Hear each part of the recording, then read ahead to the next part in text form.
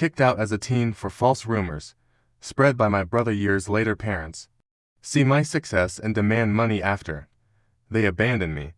I am a 28-year-old female with a twin brother growing up. My twin brother and I experience very different treatment from our parents. My parents genuinely seemed convinced for some reason that my brother was destined for greatness, while I was the so-called black sheep just because I was more interested in playing sports or making new friends than studying. They constantly compared us, which was demoralizing and bruised my self-esteem. From a young age as a child, I had to watch my brother have extravagant parties on our birthday with his friends, while I was treated like an afterthought. He often had sleepovers with his friends, while I was never even allowed to bring my friends back to our place. To be honest, I loathed every minute of my childhood. The only person in the family who seemed to care about me was my grandmother. When she visited us, she always brought me my favorite chocolates and occasionally slipped a few dollars to me so that I could treat myself later. As the years passed, this blatant favoritism for my twin brother gradually transformed into emotional abuse directed at me. My parents would openly mock my grades and belittle my hobbies. It felt as though no matter how much I tried, I could never meet their expectations of being the perfect child. Although I was good at sports, they barred me from participating in extracurricular activities as they wanted me to concentrate only on studies.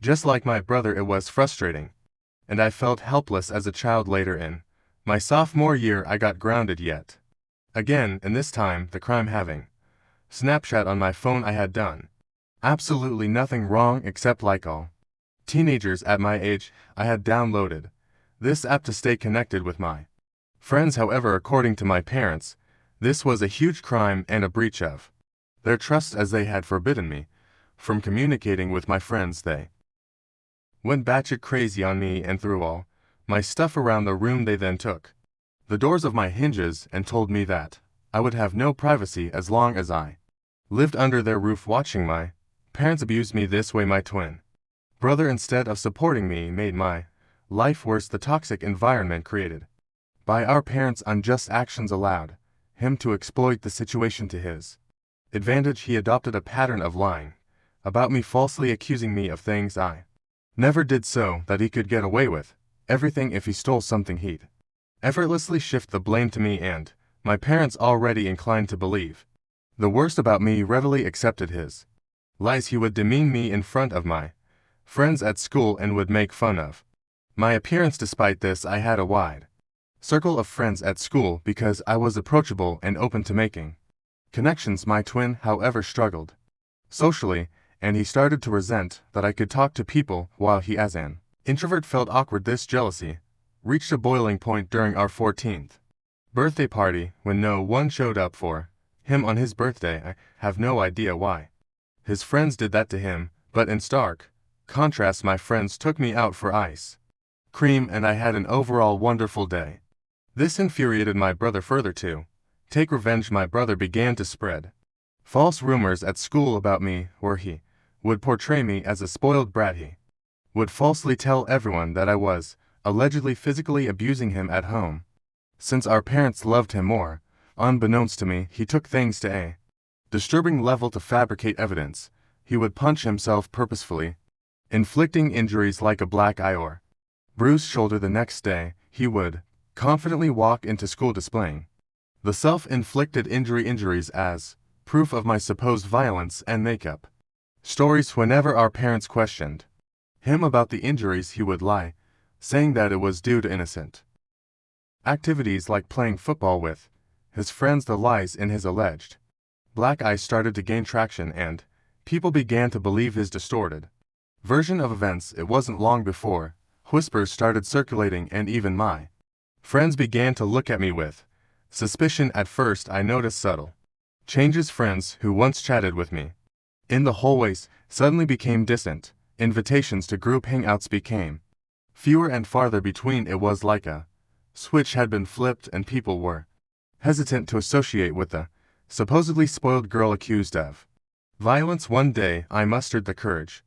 to ask my ex-best friend why things had changed between us. She opened up about how my twin brother had been spreading rumors about me. She revealed the detailed lies he had told everyone, accusing me of things I had never done. I was shocked to hear her words. The feeling was a mix of disbelief and betrayal, as if the ground beneath me had given way. My brother, someone I grew up with, was spreading lies about me, accusing me of things I would never even dream of doing. It was a betrayal that cut deep, leaving me with a knot in my stomach and a heavy heart. I confronted my brother the day after our school, but he chose to ignore me. I begged him to stop lying about me, but he smirked at me and told me that I deserved to rot alone.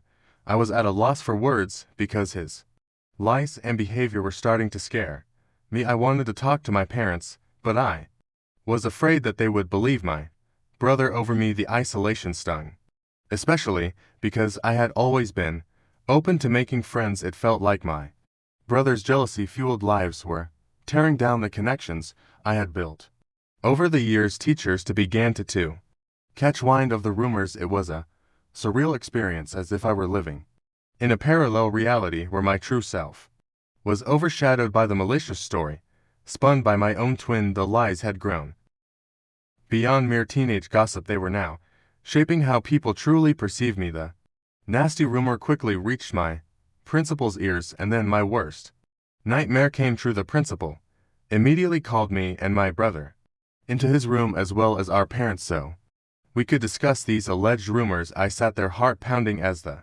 principal demanded the truth. I hoped my brother would finally come clean, but instead he doubled down on the lies. He straight up told the principal that, yeah, the rumors were true, and painted me as this bully who went around beating him up when our parents weren't around. I couldn't believe it. Shock washed over me as my brother continued spinning this twisted story about how I was angry at him for getting more love from our parents. It was all a bunch of lies, but he stuck to his story like glue. My mom began to cry hearing my brother's story, holding on to my brother like he was some kind of hero. My dad tried to comfort my brother, telling him that it was brave for him to speak up and that he was not going to make sure that nothing would ever happen to him. After that day, I tried to defend myself, pleading with the principal that it was all made up. I felt like I was drowning in a sea of accusations, desperately trying to swim to the surface, but my brother kept at it, insisting that I was this angry, violent person, taking out my frustrations on him every day. My mom's tears kept coming as she held onto my brother, giving me accusing looks. It was like fighting against a wall of belief in my brother's mad-up story. My principal reprimanded me strongly, saying the school didn't tolerate bullying and these were grounds to suspend me. I pleaded with him not to suspend me, but he shook his head, saying he couldn't just let it slide. I begged him, tears streaming down my face, trying to tell him that I didn't do anything to my brother. The principal firmly told me that I would be suspended for 10 days so that others see this as an example to never bully anyone. It hit me hard, and I started crying even more, practically begging him to reconsider. My parents, angry and embarrassed by the whole situation, dragged me out of the principal's office. I didn't want to leave. I wanted to plead my case and make them understand, but they were having none of it. We left the school, my heart heavy with frustration and humiliation. When we got home, things took a drastic turn. My dad started packing up my stuff. Out of the blue, I was shocked, confused, and had no idea what was happening. My mom asked him what he was doing, but he just shouted that he couldn't let me live in the same house as my brother anymore. I was crying, practically on my knees, and pleaded with my brother to tell them the truth, but he stayed cold, unmoved by my emotions. My dad continued packing my things and then threw the suitcase into our foyer. I clung to my dad's leg, still begging him not to throw me out. It was like a nightmare unfolding. He told me that a bully like me didn't deserve to live in his house, and that he would ask his mother, my grandmother, to come and pick me up if she wanted to do that. It felt like the world had crumbled beneath me. I stood there in shock, surrounded by my belongings scattered in the foyer, kicked out of my own home. Eventually my grandmother did show up. She gathered all my things and helped me place them in the car helping me into the passenger seat. She made sure I had my seat belt on. Before walking towards my parents' front door, she rang the doorbell, and when my dad opened the door, she started to yell at him for treating me this way.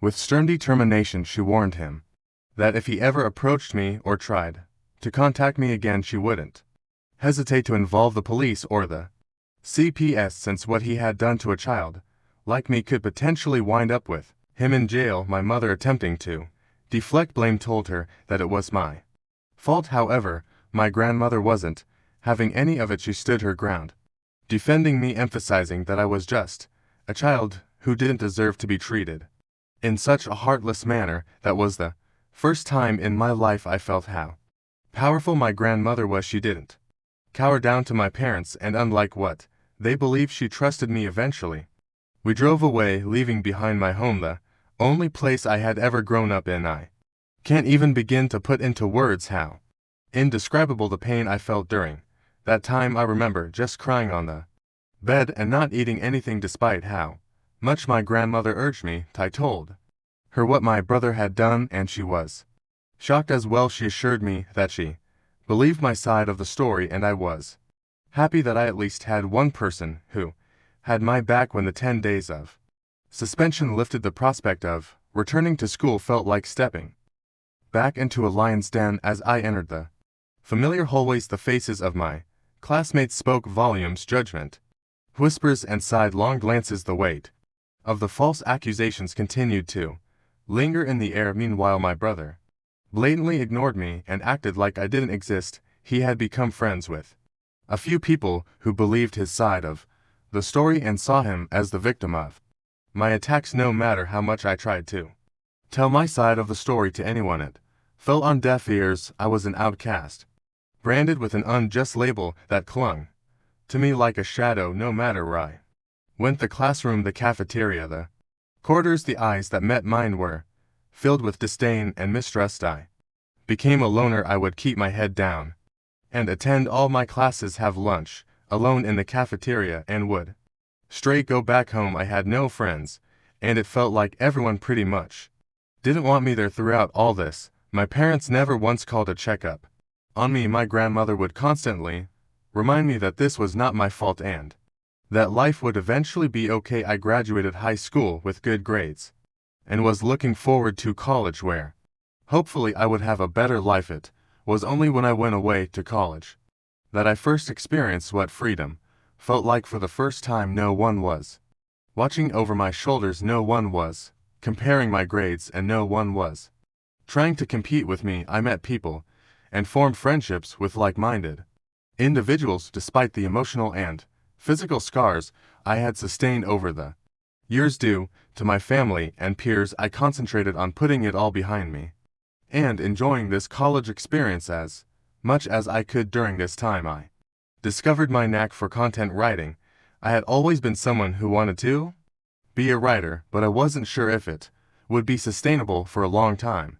Hence, I decided to ditch my dream, but to earn some side money, I decided to start writing as a freelancer. I signed up on various freelancing sites, which helped me secure jobs from prominent clients. This is how I slowly started building a portfolio of my work throughout college. I maintained this side hustle and never asked for a penny from my parents. When I graduated from college, instead of getting a corporate job, I realized that I could pursue content writing as a full-time job. I was doing quite well because of the multiple clients and the long-term professional relationships I had with them, which allowed them to write me in multiple projects of theirs. Having a legitimate freelancing career not only made me financially independent, but also allowed me to travel the world as a digital nomad. Traveling helped heal me from my past, even though it was definitely not easy. I saved up as much as I could and took a chance on myself. Over the years, I have seen so much of the world, and yet I have so much of it left to see. The only person who I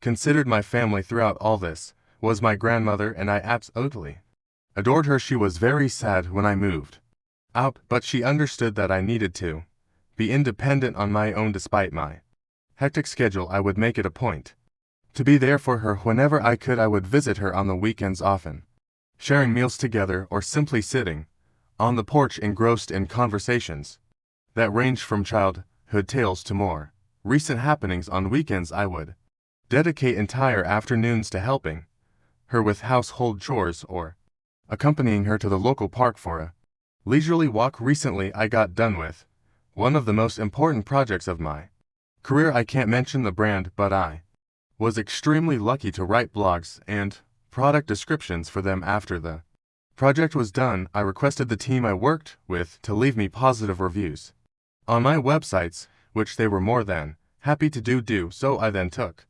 screenshots of some of their reviews to post on my Instagram, as I knew working with this brand was a huge deal. As expected, a lot of other content writers reached out to congratulate me on my professional success and even reposted my story to help spread the word. This is how I started getting messages from strangers who also needed help with their website. My relatives noticed this as well, and some of them reached out to congratulate me. Eventually I was contacted by my college's principal. He had reached out to me after seeing that I was doing so well and wanted me to come to college for a seminar to talk to students about building a career as a content writer. I was quite nervous, as I don't do well when it comes to public speaking, but I decided to take a chance and agreed when I found myself standing before eager faces sharing my experiences and insights. I felt like my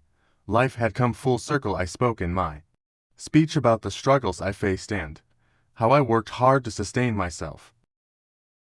Despite all the hard days, it was honestly a very fulfilling experience to empower others and contribute to the growth of the writers community. Some of my clips started going viral on Facebook groups as people reasoned with it. It felt good to be finally recognized for my hard work. Last week I was invited to speak at a local news channel. It was a show about the benefits of content writing, and they invited me to share my journey and insights with their viewers. I was a bit nervous, but also excited for the opportunity. During the show I talked about my experiences, the importance of client reviews, and how a simple appreciation post could open doors to incredible opportunities. The opportunity to reach a broader audience and inspire more individuals in the field was both humbling and exhilarating. When it finally aired, I shared some of these clips on my Instagram also, as I was proud about being invited to a TV show. This is how my relatives and cousins started finding out how well I was doing in my career. You see, because my parents never talked about me to anyone, they had no idea that I was working with popular brands and getting invited to TV shows. This is how word quickly spread within my family. I guess this TV interview must have finally reached my parents' ears. Also, because just a few days later I was working on another project and had my phone on silent. When I was done with my work, I checked my phone, and to my surprise there were 6 missed calls from my mom. I was honestly shocked to see her name on my phone, as it had been a long time since she had called me. After all those years of silence, I couldn't fathom why she was calling me. The first hesitatingly called her back, and she picked up immediately. I asked her if everything was okay, and my mom started to congratulate me. My dad, probably sitting right there with mom, jumped into the conversation. Also, he started to inquire about my life and well-being, and I answered their questions without much thought. It didn't strike me as unusual until they began to ask how much I was earning these days. I told them that it was none of their business, and my dad replied that we're family, so I shouldn't feel shy telling them my income. I told him that I was doing well financially. Hearing this, my mom then began to say how hard their life was these days. My brows furrowed in suspicion. Basically, here is how our conversation pretty much went. Mom, we are retired now, and we have been wanting to renovate the house for a while now. It's not in the best shape, but we have no savings left. Me, okay mom, your success has given us hope. After watching your TV interview today, we thought maybe you could help us out by paying for the renovations. Dad, after all, we are a family. You shouldn't hesitate to share Some of your earnings with us we can really use your help. Me, are you joking? With me, why are you asking me for money when you haven't even talked to me for years? I don't know what made you decide to reach out to me, and while I appreciate the congratulations, I am not going to help you out in any way. Hearing this, my mom started saying how I was being and that I needed to support them as a family. My dad also added that as my parents, they deserve to be looked out after, and that this was the least that we could do. I was so pissed at this that I wanted to give them a piece of my mind. I suddenly got an idea that instead of just arguing with them, I should teach them a lesson.